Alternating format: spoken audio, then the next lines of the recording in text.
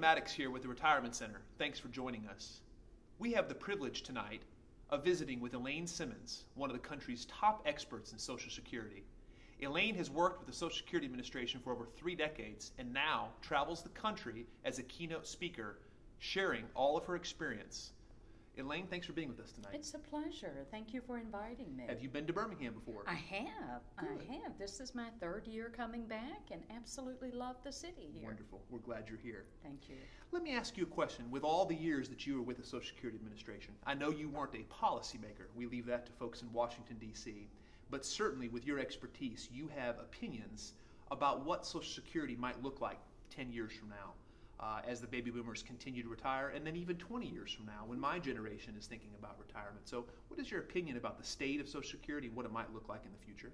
Well, I think we need to make some serious changes with Social Security. I think we need to go back to the original intent of Social Security. I think we need to look at quarters of coverage. Okay. One of the very big things I think we need to look at, Social Security benefits are payable if you have a minimum 40 quarters of coverage. That's 10 years in your working career. I've already worked 40 years. Sure. I only have to have 10 years to receive a benefit, 20, 30, 40 years in my life. I think we need to move those 40 quarters of coverage up. I see nothing wrong with anyone under age 50. Let's require they work and pay into the system a minimum 15 years. Okay. I think we need to raise full retirement age for anyone born after 1960. We need to raise early retirement age for that same generation. I think we need to do a deep dive on some of the basics of the program. For example, widows benefits right now. Earliest potential entitlement is age 60. That's earlier than early retirement. That was back in the days when women didn't work.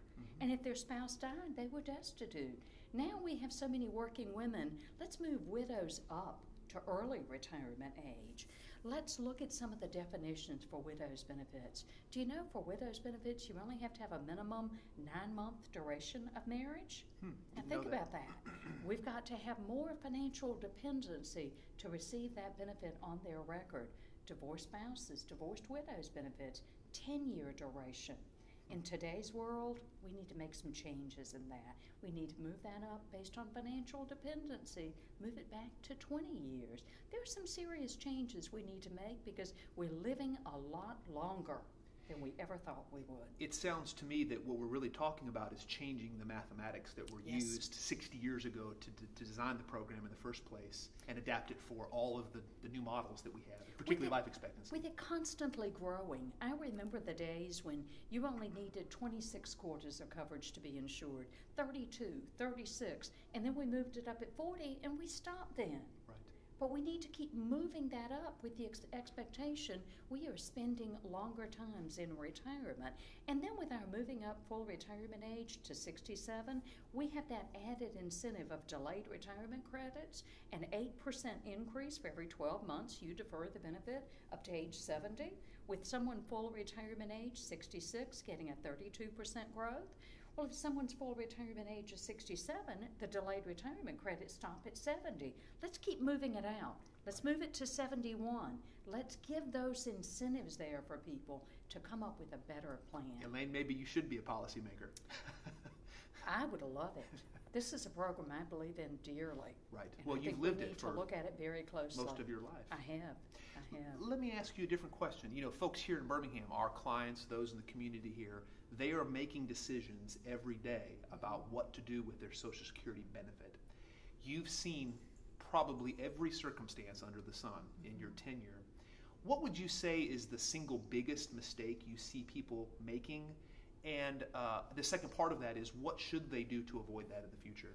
Well, number one, we need to look at Social Security benefits very seriously. We need to take ownership of this program. This is a program we have worked and paid into all of our lives. We are eligible for a benefit. This is an investment that we've made. We need to take the time to know the nuances of this and make an informed decision. Because for my generation, retirement is 25 to 30% of my lifetime. I often tell people, never listen to your friends. Your friends are always wrong, but they are never in doubt with Social Security. But people will make a decision based on what they think the law says, instead of taking the time to really find out what applies to them. So the biggest mistake people make is they do not make informed decisions. How can they avoid that? What would you recommend people do to make a better decision? Well, actually, I think one of the best resources out there, believe it or not, is the Social Security website. If you go to socialsecurity.gov, click on the retirement link, go to the retirement planner. You have to read exactly what it says. Leave your preconceived notions behind. Right. We all have these preconceived notions about what we think Social Security says. It never said it 40 years ago, but we believe it today. So we're reading it to make it say what we want it to say, when in fact it's not true. That is something that we do with our clients on a fairly regular basis when we're talking about a total retirement income plan. Is we'll go right to the source. We'll pull up the Social Security website and just look and see what the rules and regulations are and say what is the best scenario for your circumstance. So that's good. I appreciate that answer. That's wonderful. Elaine, I really appreciate your time tonight. Well, thank you. It is my pleasure. We're looking forward to hearing more from you in our Retirement Forum event coming up here in just a few minutes. Thank you. To learn more about the Retirement Center and the Retirement Forum, how we think and what we do, you can go to our website at www.retirementcenter.us. You can also visit us on our Facebook page or Twitter. Until next time, Ian Maddox with the Retirement Center.